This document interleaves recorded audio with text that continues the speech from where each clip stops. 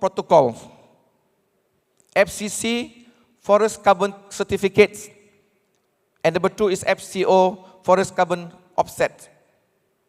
And for FCO, they have worked with Petronas to replant one of the area in Ijo Baru as part of the Petronas offsetting mechanism. And we would like to invite all of you, if you have offsetting initiatives, please do come talk to us, and then we will recommend for you to go on FCO mechanism for the offsetting mechanism. I will stop there first. Okay. Thank you so much, Dato' Ching. I really appreciate your views, and of course, it's wonderful news that the country now has a defined target for net zero. We need to unpack that further. When are we peaking? When are we halving? And of course, as you pointed out, we need to price the negative externality at some point, which will only be a source of new revenue for the government. Charlotte, could I invite you to share your thoughts, please? Sure, thank you, and good morning to everybody, and thank you very much for inviting Petronas and me to be here today. It's been a fantastic morning so far. Tan Sri Jamila was very clear why environmental sustainability and social progress and equity must sit at the heart of any public policy. So really, there's not much more to add to her presentation, but I think it's worth mentioning just some recent statistics. The World Meteorological Organization confirmed that last year was again the hottest year in history. And I think a lot of us felt that, and as we heard also from Tan Sri Jamila, the first 6 months of this year have each set new temperature records. So we're now continuing this remarkable streak of 13 consecutive record-breaking months. I mean, where is this going to end? It is really quite remarkable and concerning. We also have the World Economic Forum Global Risk Report of this year that lists the top 4 risks that we expect to face the next decade, and they all relate to climate change. And this is about extreme weather events, critical change to Earth systems, biodiversity loss, ecosystem collapse, and natural resource shortage. So again, these are clear indicators how important sustainability is to be included in the sort of the main sentiment of public policy. And this, of course, climate change is happening at the same time as we have this backdrop of tremendous economic and demographic growth in Southeast Asia. So energy demands must be balanced very thoughtfully. And as we know, ASEAN as a region is projected to be the 4th largest economy sometime soon, and we continue to have an energy demand growth by about 3% a year. And as we just heard from Dr. Chin, energy system is the main source of greenhouse gas emissions.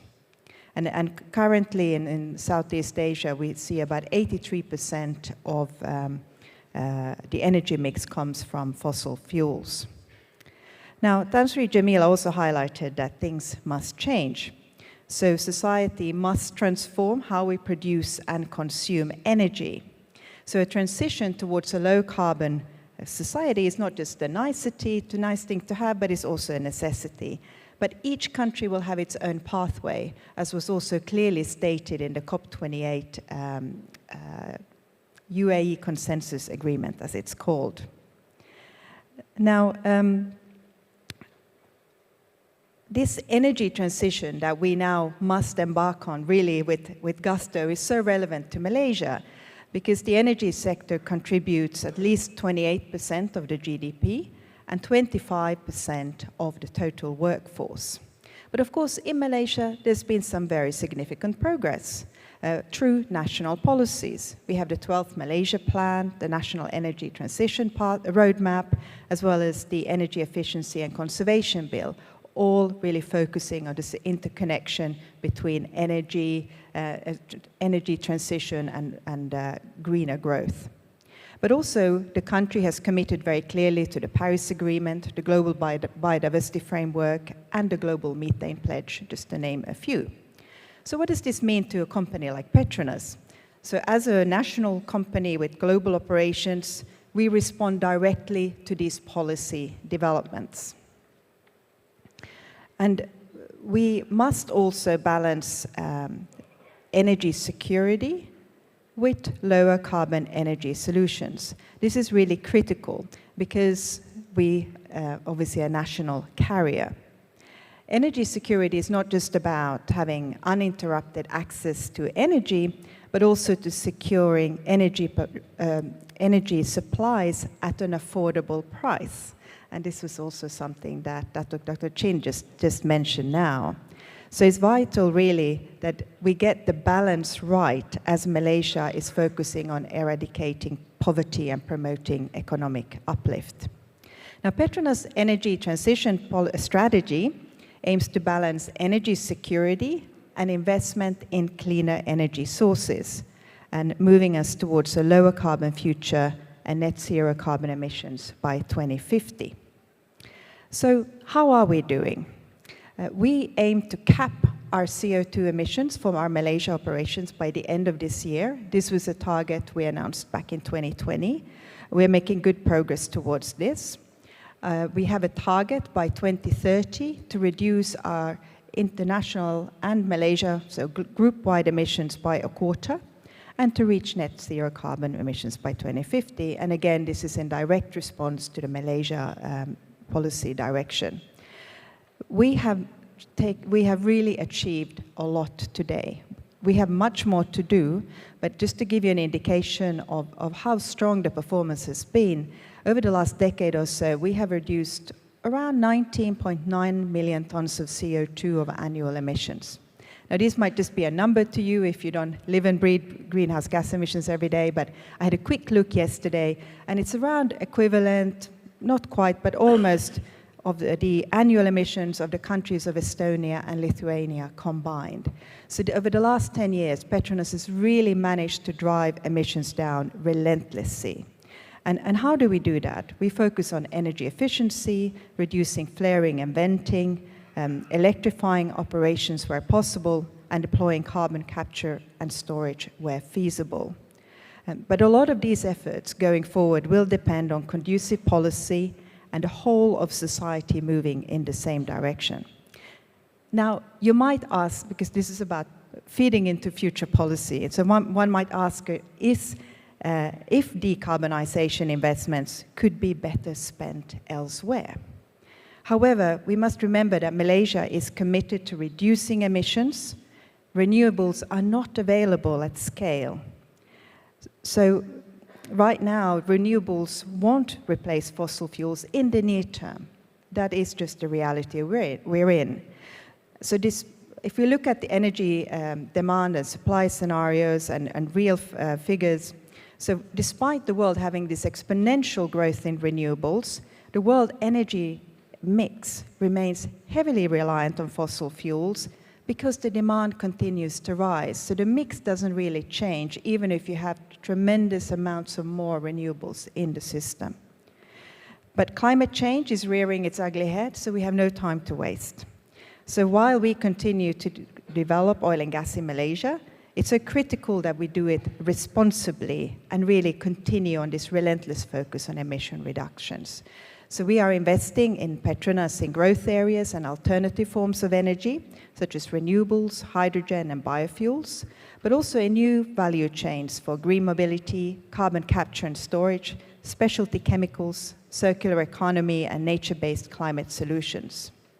And both our emission reduction and new business growth areas will require new investments, and if carefully curated, will offer new business opportunities and job creation. Now, this decarbonization technology and skills development that is happening now will serve Malaysia really well, but it will also help Malaysia serve the rest of the world as it is decarbonizing. Thank you so much. I think it's incredible that Petronas has saved so much in emissions, almost equivalent to the annual emissions of Estonia and Lithuania. Right, that's incredible. Now, can I invite our representatives from the World Bank? I think you have some slides to share with us. Over to you, Mani.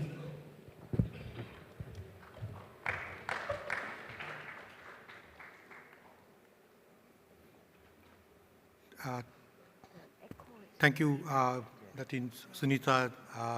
Good morning, ladies and gentlemen. It's a pleasure to be invited to be a panelist in this esteemed event. It's a privilege. Let me, I think, present a more holistic picture. We have heard from the government, we have heard from the private sector, and as a development organization, I would like to bring our perspective as well about Malaysia's decarbonization policies and its implications for broader development. We all know that Malaysia has been an economic success story. Within a generation, the country transformed itself from a predominantly agrarian economy to a manufacturing powerhouse. Millions of new jobs were created. Extreme poverty has always been eliminated, and Malaysia is doing so well in terms of human development indicators. Malaysia now aspires to become a high-income economy in the next few years. So really, you are on the cusp of going from upper middle income to high-income economy. But that's where lies the challenge, because globally, in the last 30 years, only about, out of the 100 plus middle income countries, only about 30 have transitioned from middle income to high income, and in Asia, only one country in the last 25, 30 years. So clearly, the record doesn't look good in terms of countries transitioning from middle income to high income. That the World Bank has coined a term for it, which is called the middle income trap. So how does a country like Malaysia get out of the middle income trap to transition to a high income economy? If we look at the current growth patterns, clearly Malaysia's growth rate doesn't really compare well with the other countries that recently became high income. Similarly, in terms of the skills, in terms of inequality, again, Malaysia's statistics don't compare so well with other OECD countries. Similarly, in terms of, as we heard yesterday, in terms of tax collection or social spending, again, Malaysia is way behind many of the developed countries. In terms of environment and corruption indices, or in terms of policy and institutional reform, again, there's a lot more work to do for Malaysia to transition from middle income to high income. But the biggest challenge facing Malaysia is when other countries, the so-called tigers, became high income, the international environment was much more conducive, because obviously the globalization was at its peak, multilateralism was thriving, but now we know that there is globalization is on the retreat. We are moving away from multilateralism. We are dealing with a global pandemic, potential debt crisis, and of course, climate change. So clearly, the external environment was so conducive for other countries that transition to high income are not looking so good for Malaysia. Of course, the Malaysia, as we planned for the 13th plan, we had a vision that was offered by the 12th plan, which came on the heels of COVID pandemic, mainly focusing on resetting the economy, strengthening security and well-being of the population, at the same time shifting more towards green and sustainable growth. And clearly, the policy enablers that were outlined in the previous 5-year plan clearly also are some of the standard recommendations that one would like to offer countries that are in the transition from middle income to high income, in terms of investing in skills, diversifying the economy, digitalization, strengthening public finance, and so on and so forth. Recently, the World Bank came up with the World Development Report. Interestingly, the title of the World Development Report, the latest one, is called The Middle Income Trap. What the report does is it dissects the developing countries of today to show how they can transition from being underdeveloped and developing to developed countries. And especially for countries like Malaysia, which are in the upper middle income status, the report has several recommendations in terms of, for example, moving away from investment and infusion, which Malaysia has done so well, to innovation in terms of how Malaysia can move in terms of innovations, policies, developing domestic investment, domestic firms that could be global leaders, so as to bring in the much needed impetus for transitioning from middle income to high income status. But the biggest challenge that we face today, of course, is climate change. Even if Malaysia does several things in terms of investing in human capital, diversifying the economy, digitalization, so on and so forth, clearly climate is a big challenge. Malaysia is a vulnerable country to climate change. Climate change, as we all know, manifests in multiple ways in terms of changing temperature, changing rainfall patterns, increasing sea level rise, increasing frequency and intensity of extreme events, and so on and so forth. And clearly, Malaysian economy would be severely impacted by some of these events in terms of impacting the infrastructure, especially if it's extreme events like flooding, impacting people, especially from heat stress, and of course, impacting key sectors such as agriculture, fisheries, and so on and so forth. So clearly, Malaysia, even as it aspires to become a high-income economy, has to somehow deal with the climate risks that could impact the productivity of the economy. Oftentimes in climate literature, we focus on the averages, average change in temperature, average change in rainfall patterns. We often forget that there could be these big extreme events that could hit us, which could actually set us back by at least a decade or so. For example, an extreme flooding event, which for 1 in a 100-year flooding event becomes a 1 in a 10-year flooding event, that could set us back almost by 10% in terms of productivity and growth. Similarly, heat stress could have significant impact on Malaysian economy, given that so many of the Malaysian workers in plantations, in construction, in agriculture, work outside, and therefore they could be severely impacted in terms of labor productivity. That could have broader economic implications. Although Malaysia is not a major global emitter, it contributes only to 0.8% of global emissions. But clearly, it's one of the fastest growing GHG emitters on per capita terms. There are two reasons to worry about this. One is, of course, globally now there is an increasing recognition or global of moving production and consumption towards a greener side of things. For example, we know the European CBAM, which basically has started punishing countries whose exports are carbon intensive. Malaysia, of course, as Dr. Chua mentioned, has several climate commitments, one of which, of course, is to meet or hit net zero by 2050. Similarly, 45% reduction in carbon intensity by 2030 as a part of NDC commitments, several sectoral targets, targets for natural resources as well as river basins. So clearly, on paper, Malaysia also takes the climate change seriously and has committed on several fronts. But how will climate impact Malaysia's growth prospects and its opportunity for meeting the high-income status level? So what we try to see here is that Malaysia faces what we can call as triple threats. One is, of course, the climate risk that we talked about, how climate change could impact the sectors, the people, the infrastructure, and of course, the transition risk. In other words, Malaysia needs to transition given its global commitment of net zero within the next 20 years or so. And of course, given the changing mega trends towards greener production and consumption patterns, Malaysian economies, given that high export orientation, is highly exposed to CBAM-like policy. So clearly, Malaysia faces triple threats in terms of moving forward in terms of its implications of climate on growth.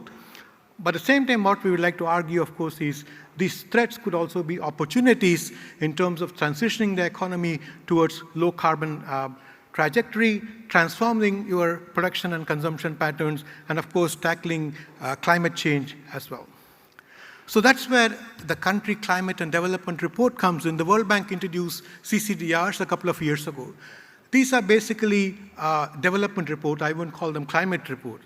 They look at a country's development trajectory through a climate lens to see how a country can achieve its economic vision while at the same time addressing its climate challenges. So CCDRs we have done in several countries now. In the region especially, we have done one in China, Indonesia, Vietnam, Cambodia, Mongolia, and this year we are going to be doing it in Malaysia and Thailand.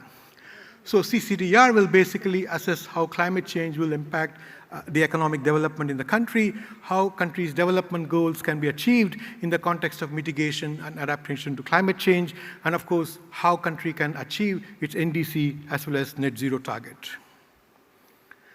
So for example, the CCDR for Malaysia will ask several questions in terms of what are the physical risks to Malaysian economy from climate change? What are the implications of net zero transition in other countries to Malaysian economy, and of course how Malaysia's own decarbonization policies will impact its economy. And then the CCDR will analyze potential opportunities for the government and the private sector in Malaysia to transition to a low carbon, climate resilient economy in terms of if you are the government, the CCDR will tell you what is the most effective form of investment, where should the government invest. And similarly, in terms of how Malaysia can achieve its decarbonization policies while at the same time meet its economic ambition. As I said before, we have done CCDRs in several countries. To give you an example, in China, we obviously, using the CCDR, analyzed how China can achieve its net zero ambitions, how much will it cost, and what measures the Chinese economy or government should take in order to meet its economic ambition while at the same time meeting its net zero target. And clearly we were able to show that not only the investments needed will be high, but at the same time it will deliver several benefits which we can call core benefits in terms of energy efficiency, reduced pollution, operational cost savings, and so on and so forth. Similarly, in Vietnam, we showed that yes, it will cost a lot of money for Vietnam to achieve its net zero ambition, but then Vietnam can use complementary policy reforms in order to mitigate some of the impacts that will deliver also on its economic ambition. So clearly, what we are able to show in the CCDR is that it is not irreconcilable to achieve for a country to achieve its development ambitions while at the same time meeting its decarbonization goals. Similarly, in Indonesia, we also show the investments needed, where the investment could potentially come from, how much emission reduction will be achieved, which sectors need to be targeted, and so on and so forth. Again, the objective of these CCDRs is to actually demonstrate that a country can actually meet its economic ambition while at the same time decarbonize its economy and build climate resilience. In addition, of course, the biggest concern of decarbonization is what will be the impact on employment. What will happen to all the workers who are working in fossil fuel sectors? What will happen to the poor people, especially if the energy prices go up? So one of the side analysis that we do in the CCDR, which is called the distributional impacts, we'll also look into what happens to employment, what happens to economic security, what happens to poverty, so that we can then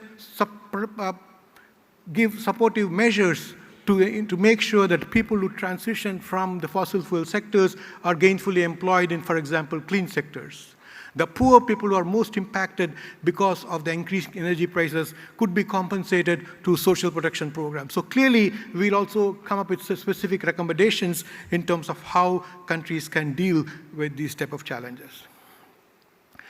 So to conclude, the key question, of course, is how can Malaysia balance its economic ambition at the same time meet its decarbonization goals?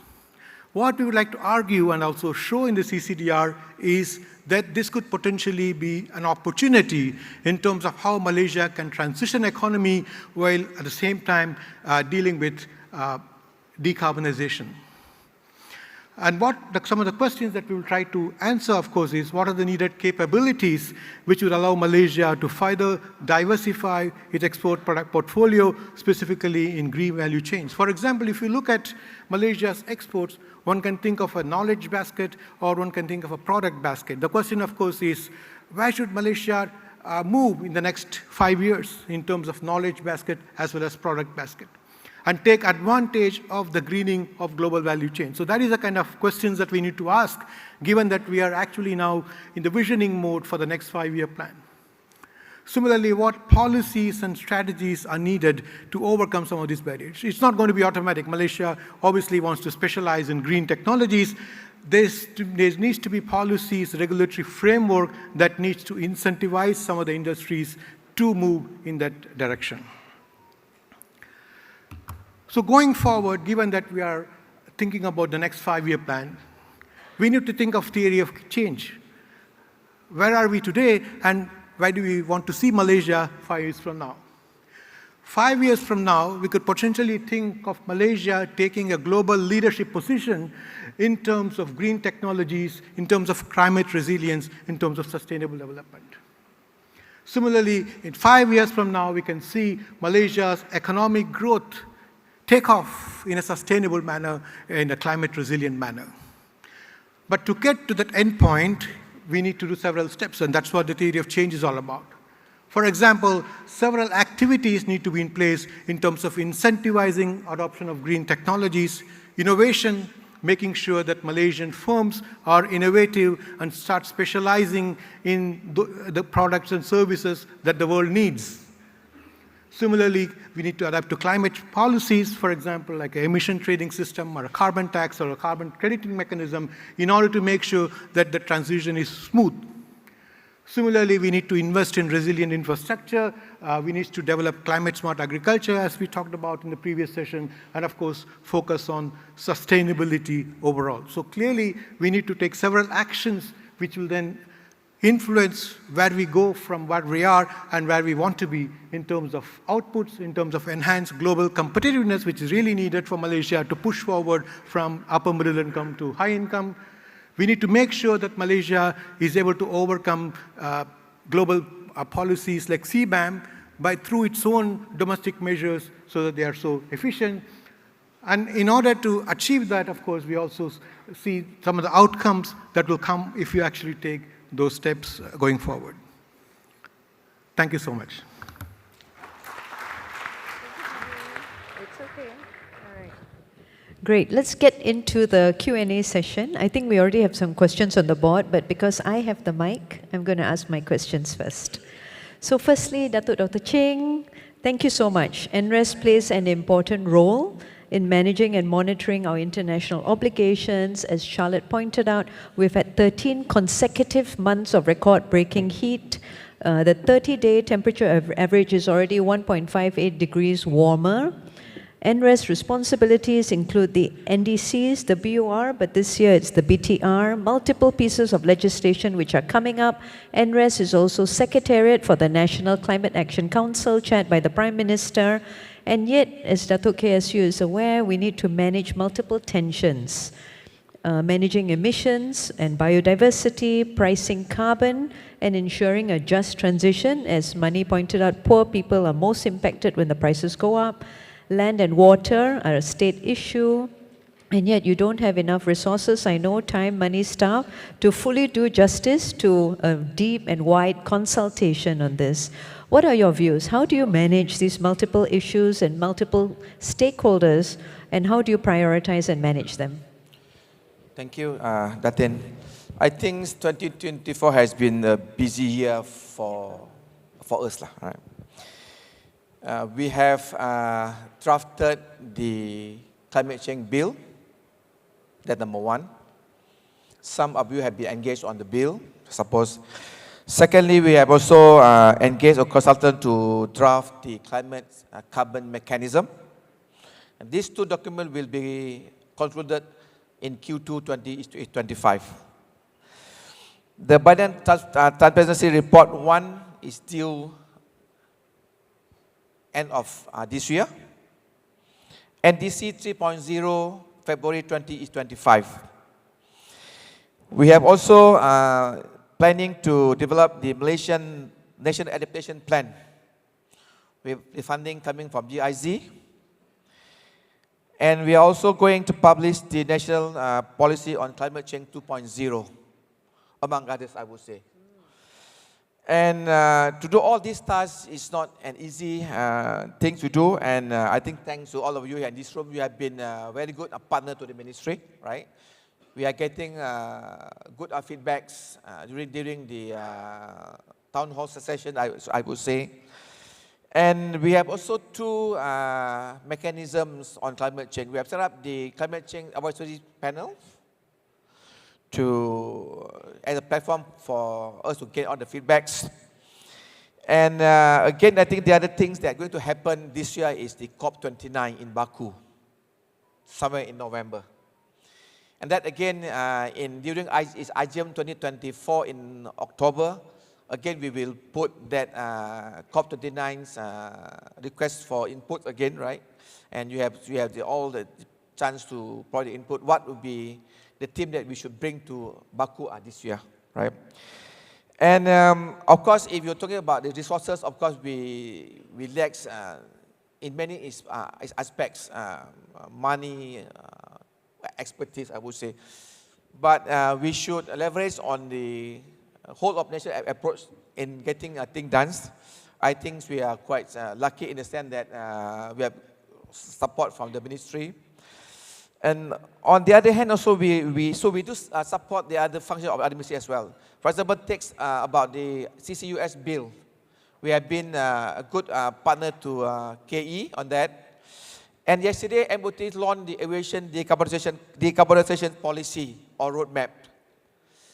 That we are thinking that perhaps in COP30 in Brazil, it's good if we could fly there using SAF, for example. That part of the aviation industry is low carbon for the aviation industry. And on NETR, 70% might not be the goal anymore, right? To achieve 2050 goal. That, of course, we need to work closely with Petra on that journey.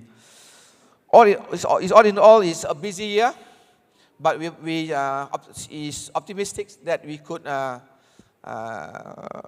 achieve all this journey together. And at the end of 2050, we can show to the world that we are there, net zero by 2050. Thank you, Datuk Ching. How do you balance priorities? You know, if there are contradictions in priorities, how would you balance it? Okay, when you talk about,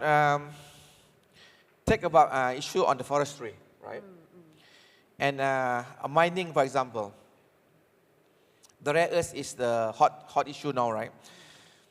I think we acknowledge the separation of power between state and federal. We respect that power very much, right? We formulate the policy. Take example on the mining industry or rare earth, right? We, through JMG and also through our mining council, we formulate the SOP before, during, and after mining processes, right? But the output of mining itself belongs to the state. The revenue goes to the state, right? But the mining has to be done responsibly. You must follow the SOP, the number one. And we have a few high-level platforms to tackle both issues.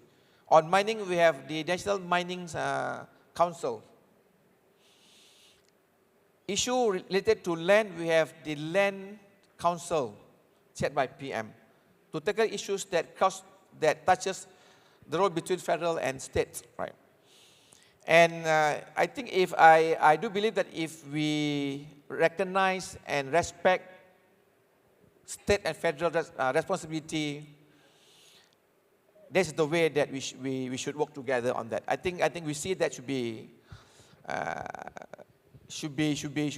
the principle of a good public policy making towards that, respecting everyone's respective role on that, right? Thank you so much, Datuk KSU. I love the all of government, whole of society approach. Charlotte, congratulations on the 50th anniversary of Petronas. It's been an incredible success story since the PDA in 1974, and of course, it has contributed a huge part of the nation's development. Where do you see us moving to in the near future in terms of national development with somewhat mature oil and gas fields, now that we have a far better understanding of the destructive effect of carbon emissions in a country which is the 25th largest emitter globally, but also a steward of biodiversity? Where are we going to go? Well, first, we must be very proud of the achievements of Petronas over the last 50 years. I think that goes to everybody in the room and in Malaysia as a whole. And of course, we look forward to continuing our contribution for the next 50 years and for a sustainable future. I mentioned earlier it's important for us to balance energy security, but also to produce oil and gas responsibly. Petronas energy transition strategy has 3 tenets. So one is oil and gas production, but with less emissions. And the second tenet is new business, so invest in new, cleaner energy solutions. And the third tenet is net zero carbon emissions. And what does that net zero carbon emissions actually entail? It's not just about emissions, it's also about thriving with nature, but also fostering a just transition. And all of these are in line with the Sustainable Development Goals.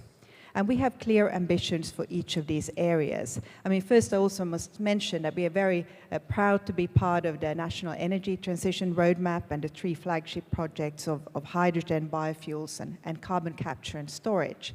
Now, of course, I must highlight here, I did see the slide from Tan Sri Jamila earlier, and I hope you don't think I'm either a psychopath or a delusioned. I have worked on CCS for the majority of my career on very successful carbon capture and storage projects. They've been running for over 30 years. I'm quite familiar with them. The fact of the matter is that as long as we produce oil and gas, we must do so responsibly. We've seen all the statistics from the presentations here. There are many ways of reducing emissions. We can't just pick one. We have to use all the tools in the toolbox. So energy efficiency, reducing flaring and venting, electrification where we can, and carbon capture and storage where feasible and meaningful. It is one tool in the toolbox and very meaningful in some parts of operations. But what it also allows us is us to help our customers to deal with their emissions. It's basically our Scope 3 emissions. So these are the emissions that our customers derive from the products we sell them. So that there's an opportunity there about around carbon capture and storage, offering it as a service that can create revenues and job prospects for the region. Now, nature and biodiversity is also key to our net zero approach. And of course, here in Malaysia is very, very important. We know that. We are in a mega diverse country when it comes to biodiversity. And here, we as a company, we are committed to net zero carbon emissions. There will be a small residual, single-digit percentage of our emissions that we just can't reduce. Now, that we aim to offset through high integrity, high quality projects, and ideally from here in Malaysia. So I'm very pleased that we have this memorandum of understanding with Malaysia Forest Fund. A couple of weeks ago, we signed another memorandum of understanding with the Forestry Corporation of Sarawak to help spur momentum into local project generation. And also, separately, we're working on the possibility of defining a roadmap for becoming nature positive as a company. So we don't have quite the performer there, but we are very cognizant of the Kunming-Montreal Protocol, which is now called the Global Biodiversity Framework, and that there's a business contribution that's sort of mandatory as part of that framework. Lastly, we are also defining our ambitions and roadmap for fostering a just transition. And this is but we have a sense that it will focus around the future skills, communities and supply chain, and all guided by human rights. And thank you also for many government agencies that have supported our consultation in this space. So I think sustainability is at the heart of our way forward, but Petronas is one entity in Malaysia, and we must work together on all of these aspects. It's great to hear that, Charlotte. Thank you so much. And I myself have interacted with so many of your teams. They really are taking just transition, especially, very, very seriously. Now, over to you, Mani. So as you pointed out, the CCDR, Country Climate Development Report, it is an important tool to help with national agendas, but so much of the region depends on fossil fuel to live, play, work, move around, and how they cool their lives as well. The international trade and financing frameworks appear to be set in rooms where Malaysia is not present. and where trade competitiveness is a priority, we might have contributed a tiny 0.4% of historical emissions, but there are only 17 countries of mega biodiversity in the world, and our carbon sinks are the other part of the lungs of many, many people around the world. So how do we strike a balance between climate and development? How do we balance the tensions that we're seeing between the decarbonization agenda and the development agenda? That's a great question. As I mentioned during my presentation, I think one cannot divorce climate and development anymore. Recently, the World Bank actually updated its mandate. Previously, it used to be called ending poverty, but now it's ending poverty in a livable planet, meaning that we cannot talk about development without a livable planet. And the CCDRs are the documents that actually bring it all together, kind of putting development at the forefront and looking at development through a climate change lens. Now, you talked about this region, and this region has been a beacon of, I can say, economic prosperity for the last 2 decades. All the countries in other parts of the world are looking up to East Asia in terms of economic growth as a model of growth. Right?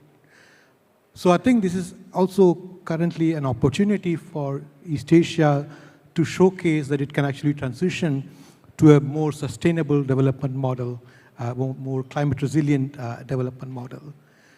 As we all know, the battle of climate will be won or lost in East Asia, because we have some of the most vulnerable countries in the region, and we are also some of the biggest emitters in the region. So clearly, I think just as the East Asia region was a beacon of hope from a development perspective for the rest of the world, I think it can actually be a champion of this new model where it can show that they can potentially be leaders in green products and services, green value chains, sustainable development, climate resilient development, and so on and so forth. So I think there is hope, yeah.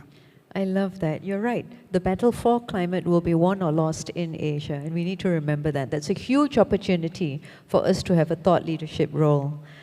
Datuk KSU, would you like another question from me, or would you like to take questions from the floor? What do you feel like? You want to take from the floor? Okay. Which of these questions would you like to address? I will try to. Perhaps it's the top one, right? Okay. All right.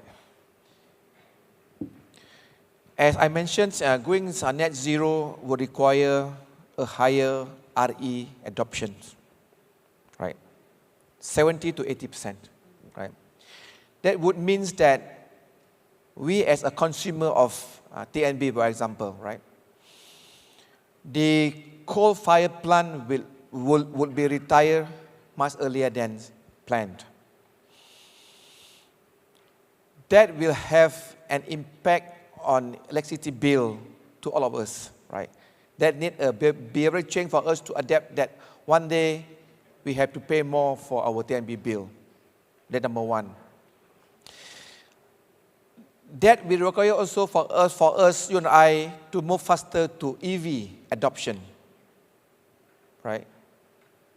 Then again, we have to think of the infra that's not 100% ready yet now.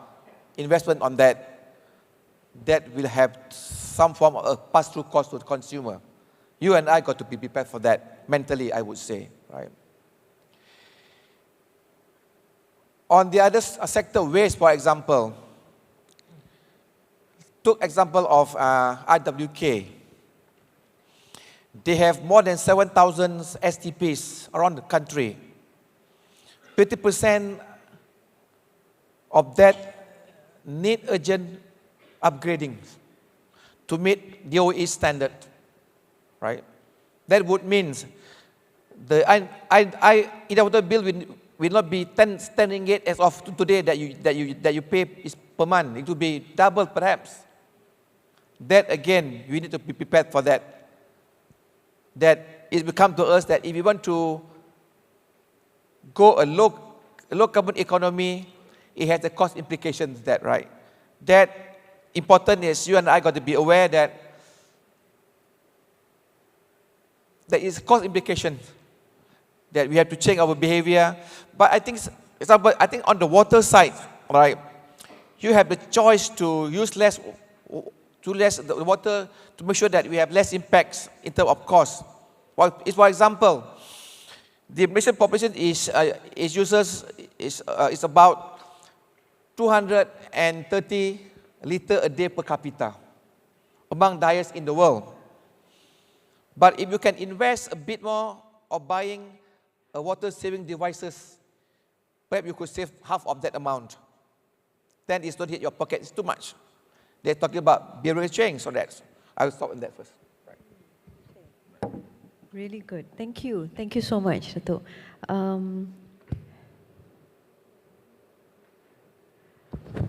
We don't actually have much time left, but if I can leave the last question for Charlotte, I wanted you to share, what are you seeing in other countries?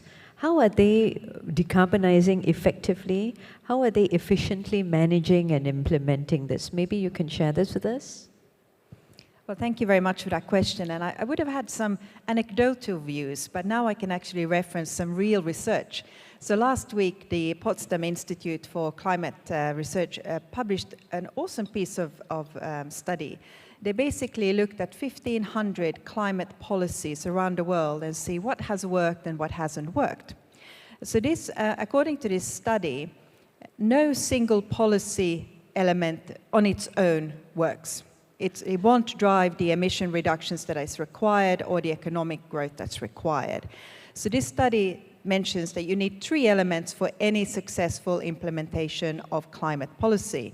And that means incentives, carbon pricing mechanisms, and regulation. So those 3, these are not my words, this is this research that I'm quoting. And the combination of these policies have helped there's not been enough of these triple policies, by the way, just to say that.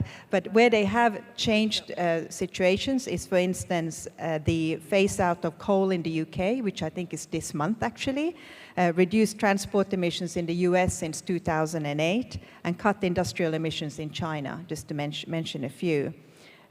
Also, I think it's worth mentioning that for energy in particular, liberalization of power markets tend to drive more inward investment, achieve efficiency gains, and lower consumer prices. So that's sort of on a more broader scale on how you can drive more innovation into the energy space. So that's been quite well documented around the world. I would also say that you were mentioning, Dr. Chin, about COP and other events, and it's a really good time now to learn from others of what has worked and not worked. There's quite a good body of academic research now of what is working, what hasn't worked. But also we need to get into the habit of working much more closely, government and industry, because we need conducive policy. Climate change is such that it's policy driven. It doesn't come from the bottom. So we do need policy, but that policy needs to evolve and mature as technology matures, and you have learning curves, innovation curves, and so on. So we need to kind of learn how to have an agile model, which we're probably all a bit unused to. So we have to find this way of working together even more closely than before. Excellent. You guys have been a great panel. Thank you so much for your time. Lots of valuable insights. Really appreciate it.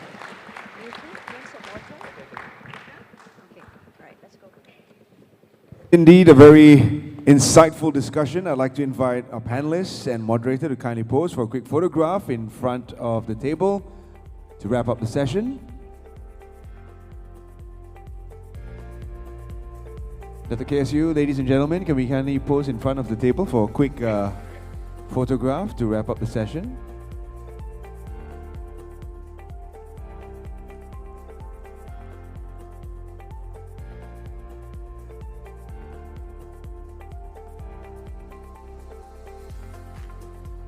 Round of applause to our panel on Net Zero 2050, Decarbonizing for a Greener Future. And on that note, we move straight into our final part of the discussion on the sustainability of our environment. We've kind of unraveled many of the base topics and key focus areas for sustainability. Next, it's time to look at solutions. Sustainable solutions for a better future is the theme of the next presentation. I'd like to invite Distinguished Professor of Economics at University of California in Davis and Research Professor at Sunway University, Professor Dr. Wu Wing Tai. Good afternoon, my lucky fellow residents in Malaysia, Madani. I'd like to start my presentation with the observation that of the 17 SDGs, the economic dimension occupies the most number of SDG targets. Economics accounts for 7 of the 17 targets, social development for 3 of them, and environmental protection for 6.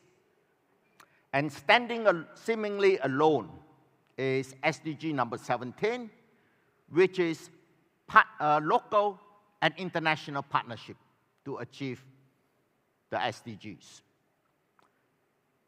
This framework was motivated by 3 historical insights. The first insight is that being rich makes it easier and possible to finance investment programs in social progress and ecological balance.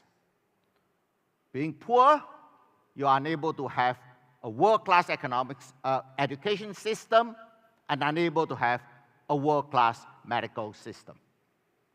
And furthermore, you'll be unable to make the investments that would transform you to green energy. The second historical insight is that economic progress is not sustainable unless there is social harmony and ecological balance. In other words, without law and order and without constant threats from nature in the form of typhoons and drought, economic progress cannot endure.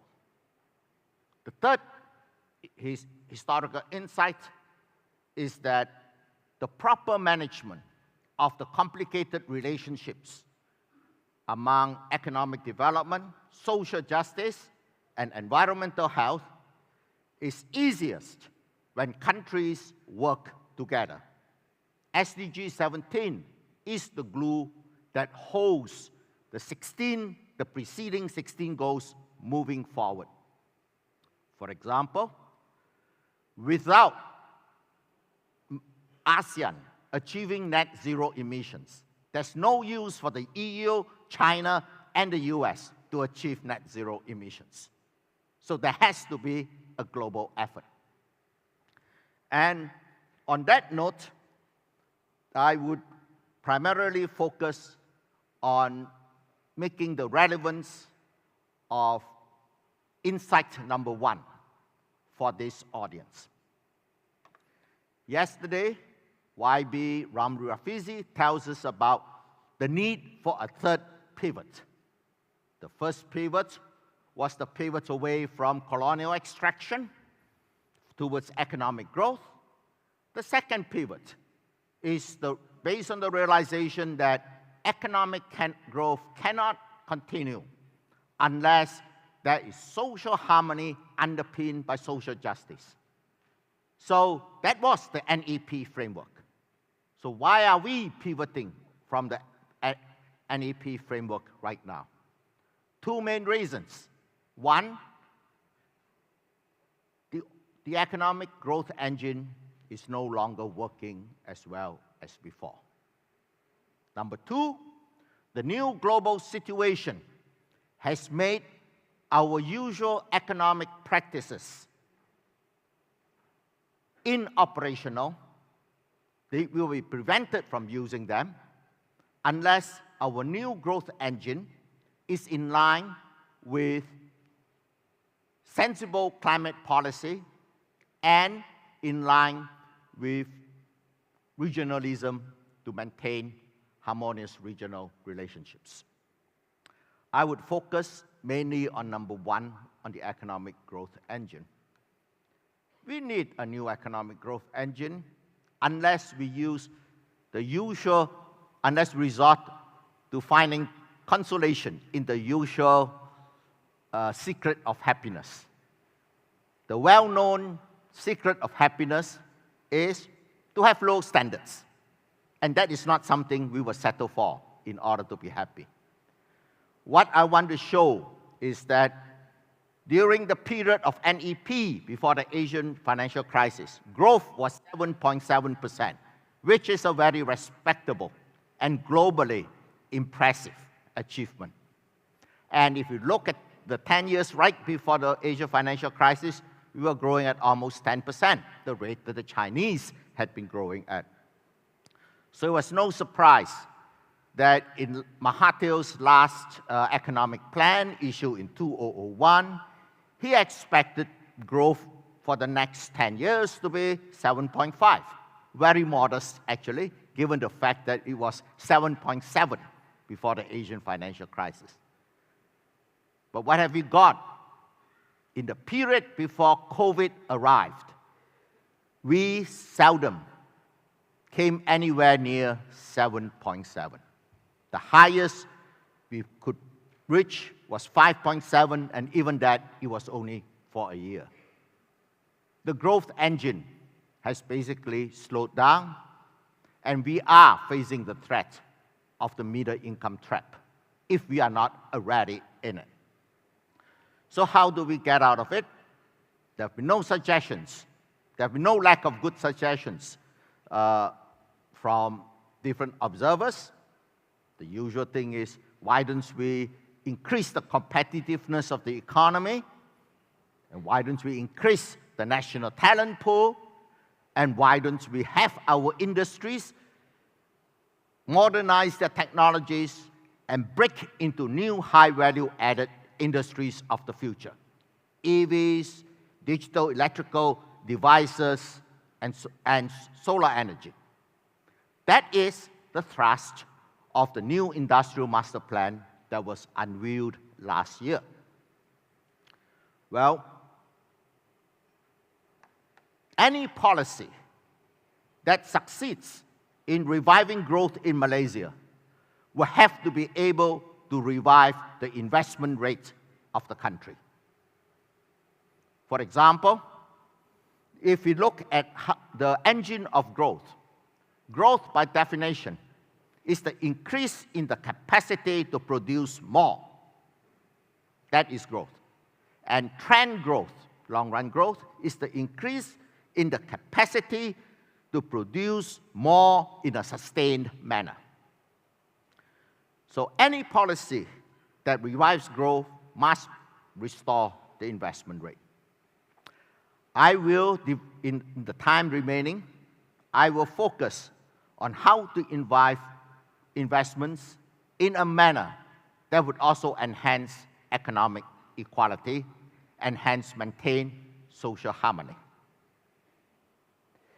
Well, the first answer is why the collapse after 1998 to today. NEP cannot be blamed because it has been in existence since 1970. And during that period, it was growing at 7.7.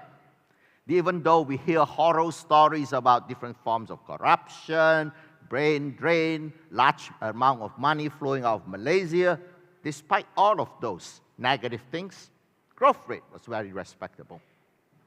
The reason growth slowed came from two shocks, one external, one internal. The external one was that China signed the WTO accession in November 1999 and guaranteeing access to US and European markets to the Chinese manufacturers. And so there was a great diversion of FDI, which Malaysia was heavily dependent on for the transfer of technology. We don't lack capital. We lack technology and market access. And that's the role that FDI served. It was less the supply of capital. But the more serious thing that we could have done was that we dealt ourselves a blow. Basically, the way we dealt with the Asian financial crisis resulted in the SME sector being suppressed. The SME sector has always faced great difficulties in financing. And the post-1998 period worsened that considerably. Let's make no mistake, who are the owners of SMEs? Over 80% of SMEs in 2021 are Bhumiputra owned. SMEs all over the world, the size distribution shows a pyramidal structure. The number of small firms is larger than the number of middle firms. The number of middle firms is larger than the number of large firms. This is seen in all the Western European countries. But Malaysia is different. First, for these 3 years, we noticed that the number of large firms exceed the number of medium-sized firms. So we don't have a pyramid shape. But more than that, this deviation from the pyramid shape is getting worse over time. The number of micro firms, the proportion of micro firms have increased from 73% to 77%. The number of large firms have increased from 2.1 to 2.6. Basically, we got a squeeze on the middle firms and the small firms. Why is that happening? This clearly shows that the micro firms are unable to grow into small firms. That's why the proportion has gone down. The proportion, the small firms cannot grow into medium firms. That's why the proportion of medium firms is going down. So, the fact that the proportion of large firms is growing, is it because the medium firms have succeeded in growing like top glove? The answer is large firms are growing because the FDI that comes in are large firms. And the other reason is the new industries that appear, like in internet services, they are started by the large local conglomerates. That's the reason why the number of large firms is starting. They are members of large local conglomerates. So, what do we see as the problems of the SMEs in growing? In the survey, 67%, over 2/3 of them said they don't have sufficient cash flow. And insufficient cash flow means that if a customer is late in paying his bill, the firm would not have enough capital to maintain production at full capacity. If you cannot maintain production at full capacity, you are not maximizing profits. And that means you are not going to be expanding your business, nor are you going to undertake investments that will turn your production green. So, in order for SMEs to take actions that are compatible with environmental protection, we have to enable them to be able to afford it. Well, I have just said the largest problem they say they face is shortage of working capital. In a normal Western society, in a normal developing country, when a customer is late in paying you, you just get a short-term loan from the bank over the period before the payment comes in. And that short-term loan from the bank allowed you to maintain full production. This, our SMEs are unable to do. So, let me ask, how did this greater worsening of the working capital shortage arise. It came about in the way we dealt with the Asian financial crisis.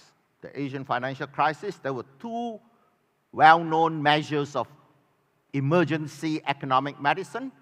The first was the capital control, but the capital control is gone because emergency procedures are for emergency situation. But the second emergency economic medicine was to be able to recapitalize the financial system. And how do you make it easiest? You force the small, medium financial institutions to merge with the large financial institutions. Then all the government got to do is to look at the 10 anchor banks instead of the 42 banks that had existed. Well, the Asia financial crisis is gone long time, but we still maintain the rule of no small and medium banks. We have no longer maintained the rules on capital control, but somehow we forgot to switch back to what we were before. As you could see, this is a short number. The number of domestic commercial banks was squeezed from 22 to 10. The finance companies from 45 to 12. Finance companies are usually the chief places that SMEs go to for working capital. What is it today in 24? The number of domestic commercial banks have gone from 10 to 8, and the number of finance companies is kosong. Basically, the process of monopolization of the financial system has begun. The problem began very early. By 2005, it was clear that the SME sector was in crisis. So Pak La introduced the SME Bank. But the SME Bank has turned out to be a disappointment because its capital base is too small. And its lending procedure, I would argue, could be improved. Basically, it accounts only for 0.49% of corporate bonds outstanding today. And basically, it is a non-player. And if you look at the US News and World Report on how easy it is for entrepreneurs to get capital to start up, Malaysia stands, if the US is 100, Thailand is 16.8, Indonesia is 16.5, and Malaysia is 12.9. The great serious shortage of working capital in Malaysia since 1998 is the reason of why we have so many alongs today. That's why you see them advertising on lampposts so boldly. Why do they take the risk? This is a dangerous job. You will be arrested easily with your phone number up on the telephone pole. You take on this dangerous job because people are willing to pay very high interest rates. And you have to charge very high interest rates because this is dangerous work. So the interesting observation is how the Malaysian SME sector had reacted to the frequent cash flow problems. They have decided that they need to increase their profits somehow. So what they do is they pressure the government for low-wage labor. In fact, the biggest employees of low-wage labor are the SMEs. But this should not have been the solution. The solution is to demand solutions to the shortage of working capital rather than to ask for the larger inflows of low-skilled labor. I'd like to point out that the monopoly banking system we have comes from big banks behaving very differently from small and medium financial institutions. First of all, big banks all over the world don't like to lend money to small and medium firms. Because if you make a $1 billion loan to a large firm, the cost is much lower than making $110 million loans to 100 SMEs. So there's no incentive to lend money to them, number one. Number two, small and medium banks also like to lend to large firms. But the trouble is, the large firms do not want to deal with them because the large firms have a whole range of financial services that they require, especially foreign exchange and so forth. So the result is, if there are any small, medium, and financial institutions, they have to lend to SMEs in order to survive. It's not that they like to lend to SMEs. Basically, that's the choice. Can I have the... Oh, this is cut off, sorry. So I think that the key is, well, we all know how inefficient our banking system is. Our banks still close at 4 p.m. every day. Why did they set 4 p.m.? Because in the old days, you had to close the accounts by hand. You have to add everything up on a piece of paper. But hari ini, you press a button, instantly you get the total amount that has been lent out and the transactions of the day. So why 4 p.m.? This is one of the very few countries that the banks close at 4 p.m. Basically, we need competition. We need 10 at more medium banks. And one way is clearly the alongs have experience. Qualified alongs with no criminal record ought to be considered.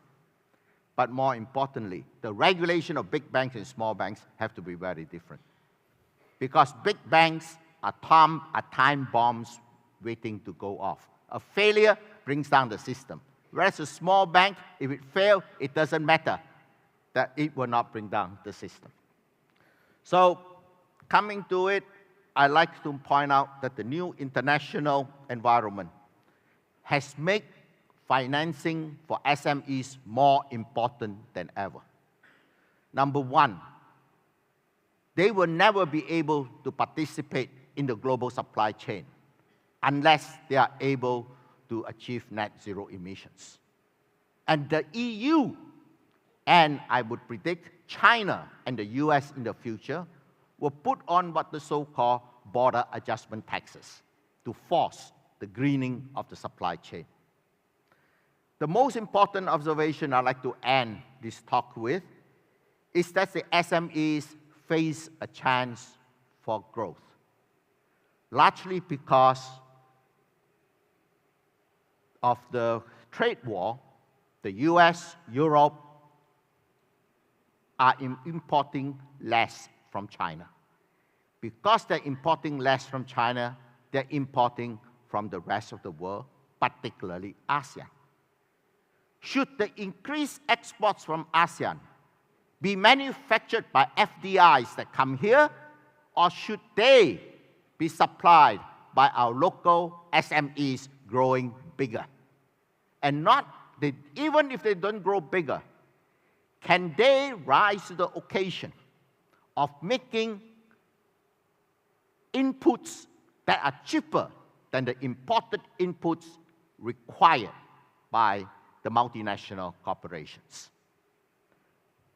Our big mistake in the first 1970 FDI inflow was that we did not set up a good ecosystem for SMEs to grow and to take over the supply of inputs from imported inputs.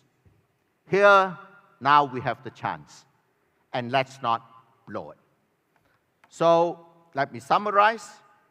If our SMEs are able to get working capital, and best of all, access to investment capital, then they can not only turn green, they would also be able to modernize their production.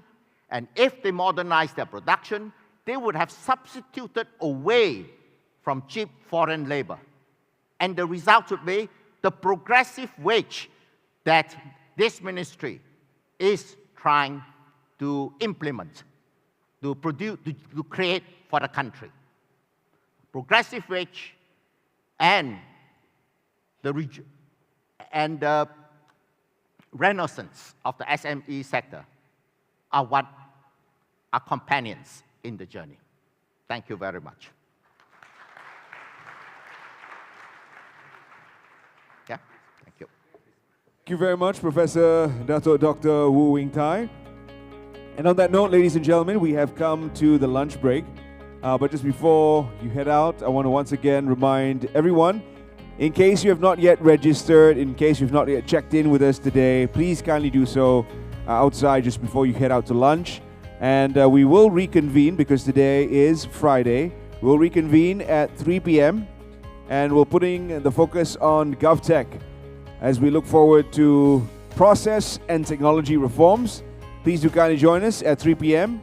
We'll begin with technologist Dr. Fazida Abubakar, Director General of the Department of National Digital, JDN, on delivering service with empathy. Please join us at 3 p.m. and we wish you a great lunch. Enjoy your lunch, and to all our Muslim friends joining us, all the Muslim males in the house, we do have directions that will take you to the nearest mosque for Salat Jumaat. Thank you very much, everyone. We'll see you at the tail end of lunch.